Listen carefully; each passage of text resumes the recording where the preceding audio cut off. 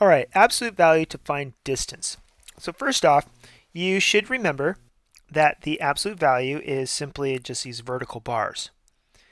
And if I have the absolute value of 6, that's the distance to 0 on the number line, which is just 6. And similarly, if you have negative 6, that's also a distance of 6 to, on its way to 0 on the number line. But we're going to do something just a wee bit different here. And I'm going to have this frame, this idea that if you have the absolute value and minus in between, this means the distance between. And so if I put a 3 and a 5 here, that's the distance between 3 and 5 on the number line. And if I have a number line and I have 0 and 3, 3, 4, 5, that distance is 2. And that's quite simple, right? I don't have an arrow on this. I'm not saying I'm going in one direction or the other. I'm just saying that this is a distance of 2, so that equals 2. All right? That's pretty easy. How about this one? The distance between. Okay, so that's the frame. The distance, the distance between. And if I have maybe negative 1 and 4, the distance between negative 1 and 4. So that would be 0, negative 1 is here, 2, 3, 4. What is that distance? Is 1, 2, 3, 4, 5. It is 5.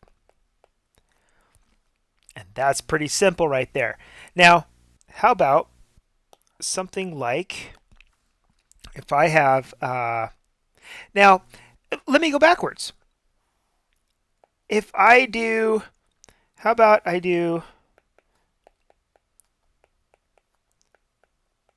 this? How would I express that distance between negative 2 and 3? Well, I would start with my absolute value and have minus. This is the distance between, that frame right there.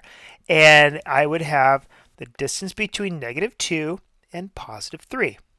And that distance is 1, 2, 3, 4, 5. It is 5. Now, I could also I could rewrite this. It doesn't matter what direction I go. I can say, here it is, the distance between, and I could say the distance between 3 and negative 2. Now, since I have a minus and a negative, I'm going to separate this by creating a parentheses here, and that's just going to separate the operation from the sign. But what is that distance between 3 and negative 2? It is still, it's still 5. And so this leads me to another idea where if I have the distance between A and B, that is what this is saying. The distance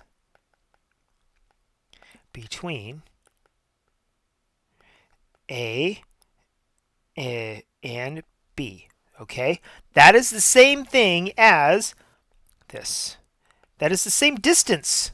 Right? So the distance between A minus B, or the distance between A and B, I should say, is the same as the distance between B and A. Pretty easy. Now, this even extends into fractions. If I have, let's say, 1/2, and let's see, the distance between 1/2 and negative 2/3. This is the distance. Right? Because I have that frame, and I'm going to put that frame in red here. This frame is the distance between 1/2 and negative 2/3. So if I have this, and I have 0, negative 2/3 is somewhere to the left, and 1/2 is somewhere over here, that is the distance right there. And it might be denoted as, some kind of thing, or I don't know, something like that. But we're basically talking about that distance between those two things. Now, the other thing to note is you may see something like, a bird flies 20 feet above sea level, and a fish swims 2 feet below. I'm going to put that in green. Below sea level. And I'll put the above, ABOVE, in blue. Okay? So what is the distance? What? Oh, I didn't mean that to be in blue. What is the distance between the two animals?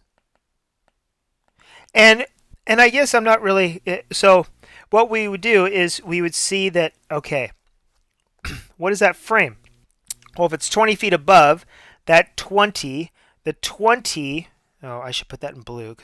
So the 20 feet above is a positive 20. And the 2 feet below, well, that's a negative 2. So what's the distance between these two? Well, the distance, here it is, the distance between 20 and negative 2. And I'll put that in parentheses. Or I could write very easily the same thing. I could put negative 2, or that distance between those, and then positive 20. They would do the exact same thing. So I hope that this makes sense. I hope this helps, and I thank you for watching.